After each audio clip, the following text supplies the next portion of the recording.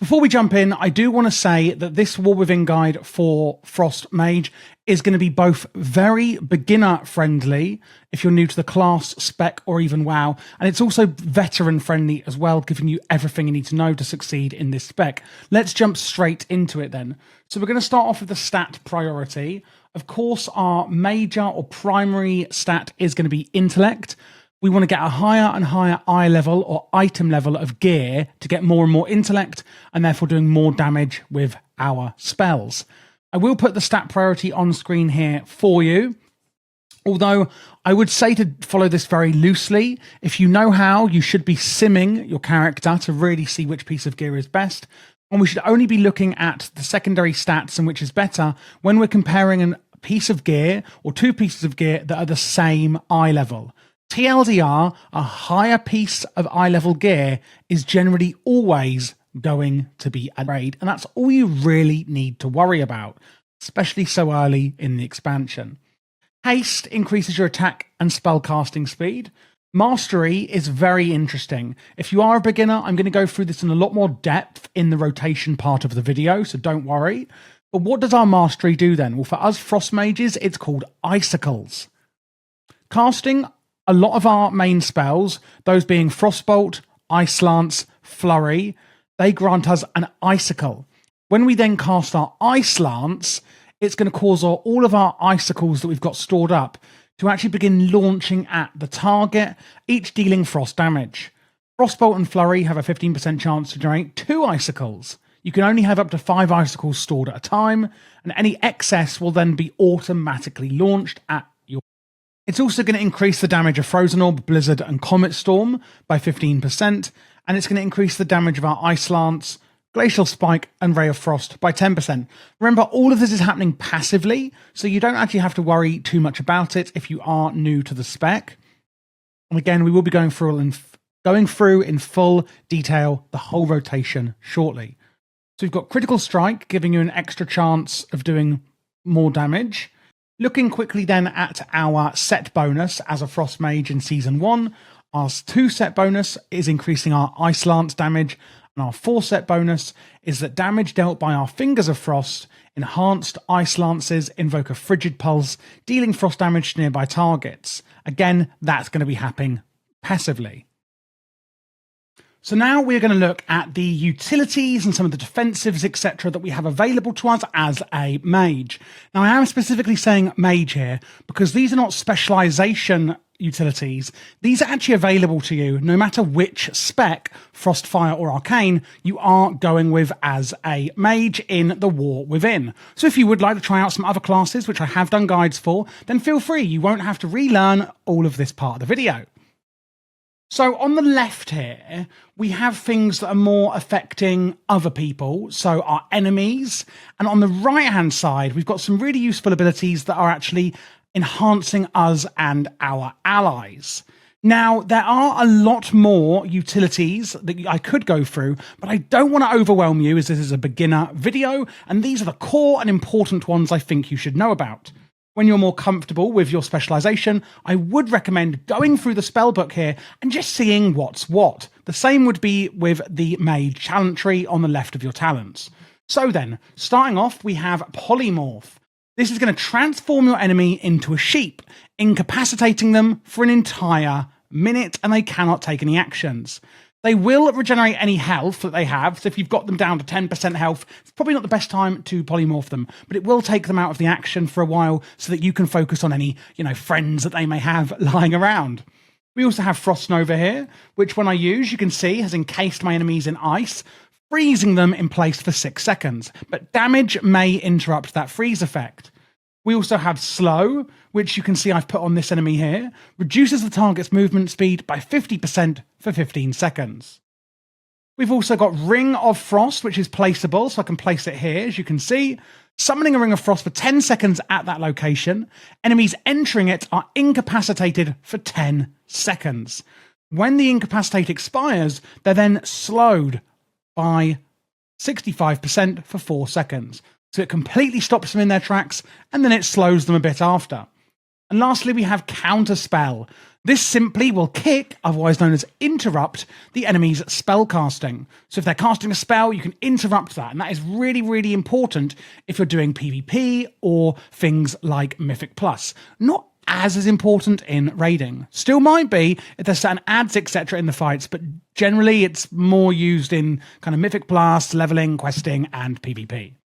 So going on to the other side then, we've got Ice Block, where you actually incapacitate yourself into a block of ice, but prevents all damage being done onto you. Now, you cannot actually use this again for 30 seconds. You'll have a debuff, as you can see up here, hypothermia.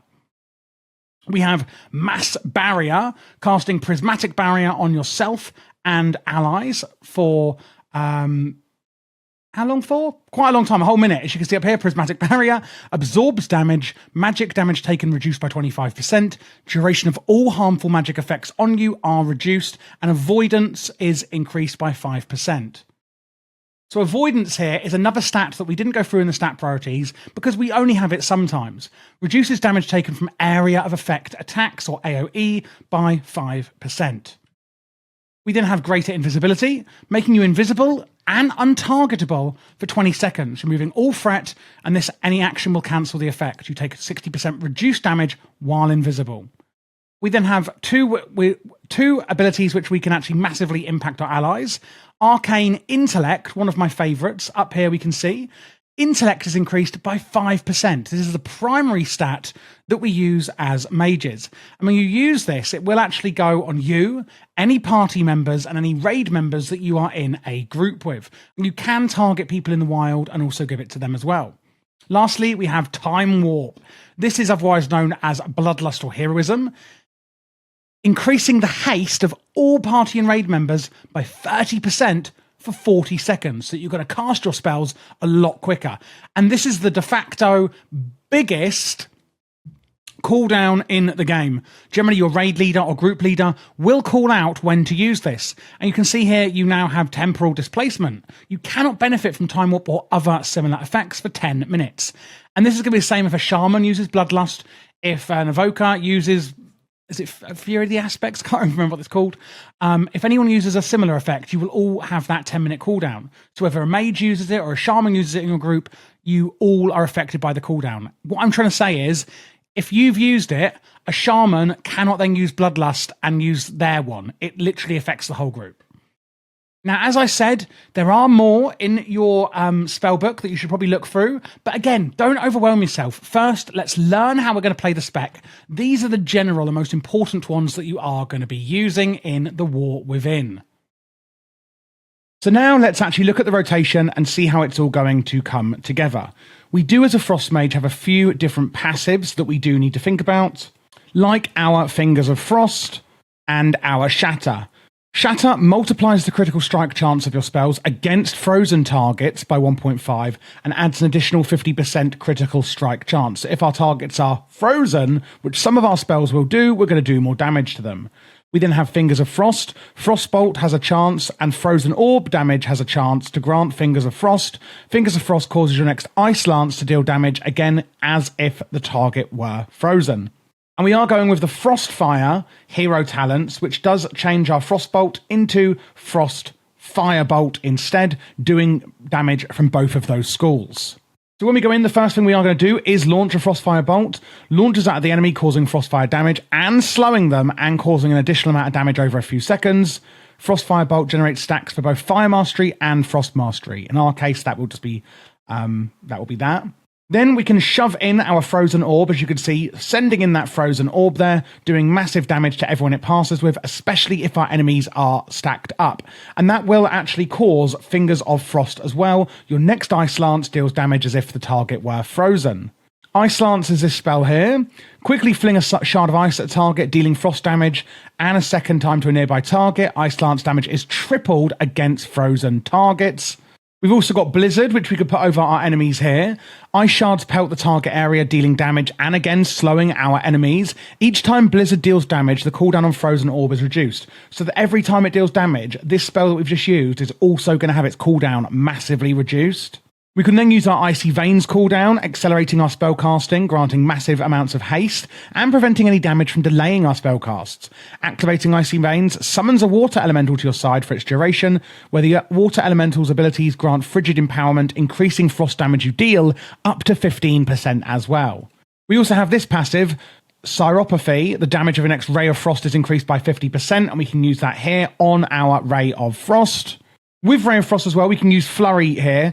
Unleash a Flurry of Ice, striking the target 3 times. Each hit reduces the target's movement speed and applies Winter's Chill to the target. Now, Winter's Chill here, as you can see, taking damage from the mage as if spells were frozen. So we can also use our Ray of Frost in that to deal the extra crit damage as if the target were frozen. Apart from that, we can use our Cone of Cold, targeting in a cone in front of you to take frost damage and have, again, their movement speed slowed. Now, if they do interrupt and silence you, meaning you can't cast any spells in the Frost School, we can use Fire Blast to do an instant bit of damage, or Dragon's Breath, or Blast Wave as well. Dragon's Breath doing damage in a cone and disorienting them, Blast Wave doing an outward blast wave from yourself, knocking them back and again reducing their movement speed. And because these are fire spells, if you do get silenced when you're using Frost, you can still use these spells. Before you go into combat, don't forget to, of course, put your Arcane Intellect onto you and your party. And then looking at the utilities we have Frost Nova, freezing them in place for a few seconds, as you can see, to any nearby enemies. Counterspell is your Interrupt. We can use Greater Invisibility, making you invisible and untargetable for 20 seconds, removing all threat, not that it matters in PvP, but you will be invisible, and you take 60% less damage while invisible and for a few seconds after you reappear. If we do need to completely, use a massive defensive, we have our Ice Block here, encasing you in a block of ice, protecting you from all attacks and damage, but obviously you can't do anything, and you do have Hypothermia for 30 seconds, so you can't use it again. We also have Mass Barrier, casting Ice Barrier on yourself and 4 allies nearby. Fade, creating some copies of yourself to attack your enemies, but more in a defensive way. While your images are active, damage taken is reduced by 20%, and taking direct damage will cause one of your images to dissipate.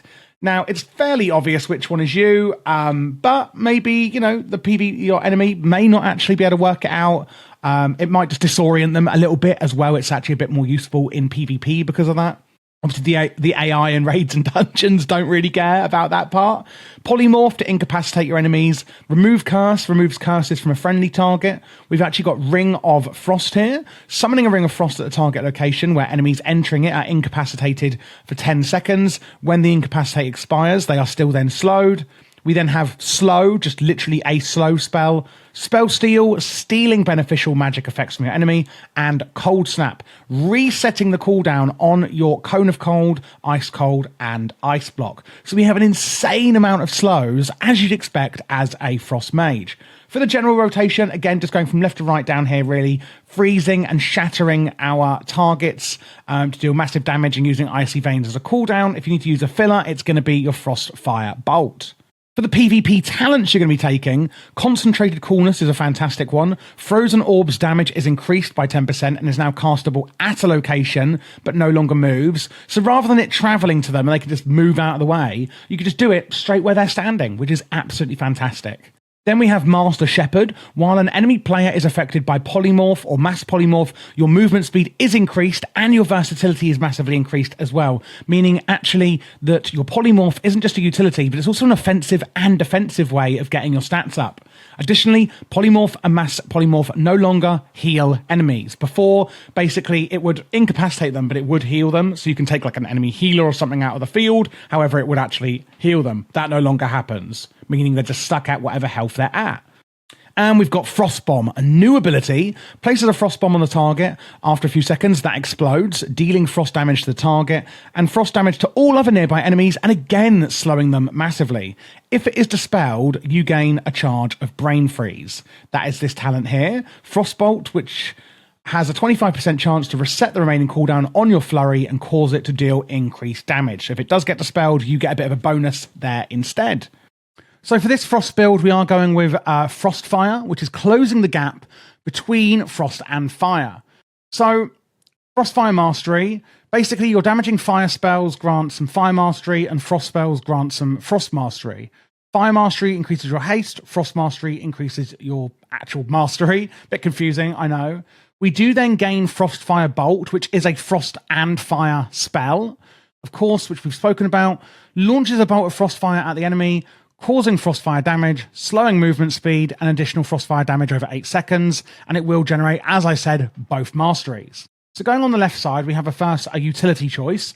Ice Barrier also casts Blazing Barrier, or you can have it where your Ice Block, you can like move a little bit in it, and it will trigger a Blazing Barrier at the end. I actually prefer Imbued Warding.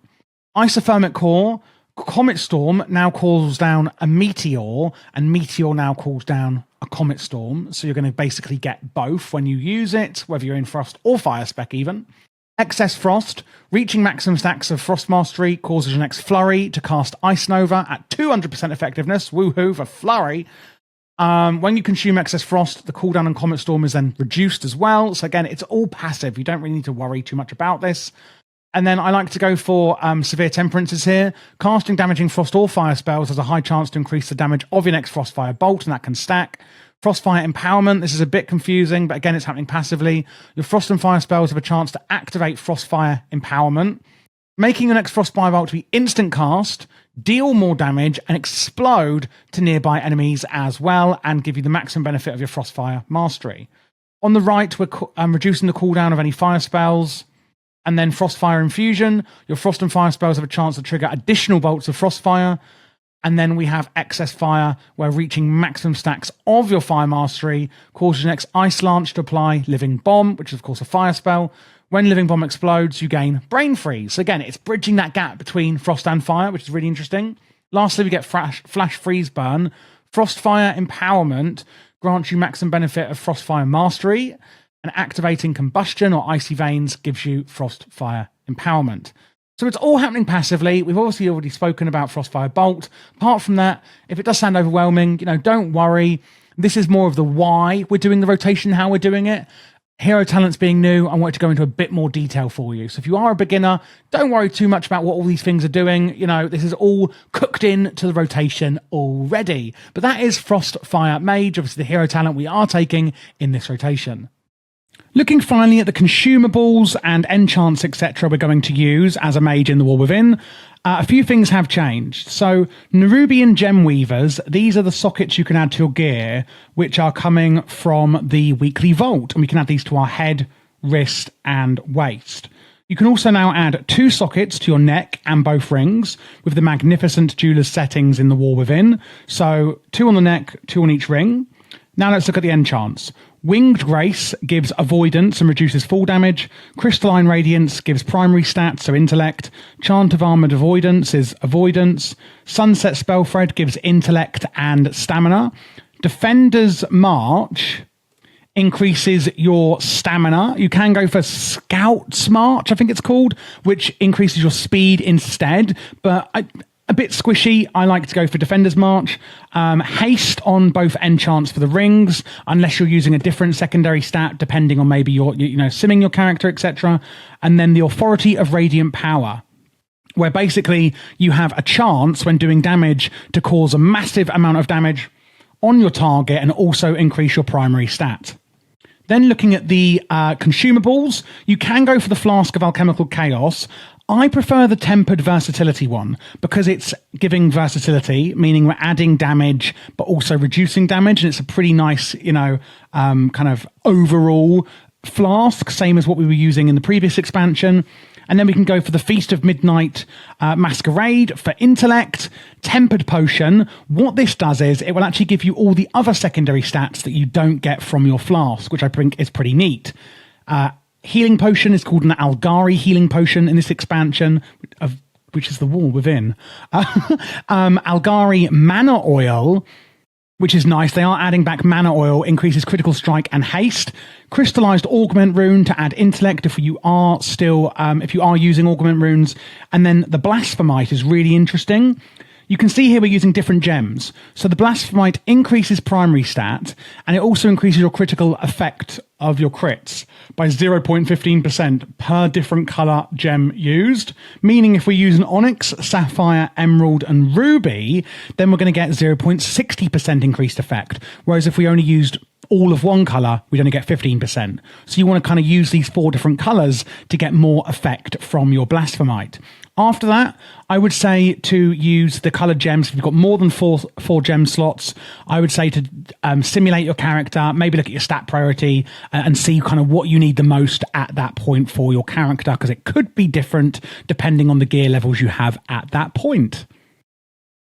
Thank you so much for watching this guide. I hope it was really useful for you in The War Within Season 1, whether it was for Mythic Plus or raiding. If you do have any questions, I'll be happy to help. My Patreon is in the description below, and that is where you can find my LVUI profiles, which I'll show you in a second. And also, I'm putting together a huge macro list for every single spec that's going to be really useful for you in The War Within as well. I am doing all classes and specs for The War Within, so if you are new to the channel, then please do click this playlist here to check out what else I have, which is all of them. There will also be PvP guides on this channel as well for War Within Season 1, so make sure to look out for that. This here is the UI that I was referring to. As you can see, we've got target frames, etc., left and right, and raid frames go in the middle here, and then weak auras in the middle with an action bar down here. Chat is behind where my camera is. Minimap and details, etc., are here on the right. All of the plater profiles, the voodoo, the LVUI, etc., details profile has all been made by me. And again, you can get this on my Patreon should you like it.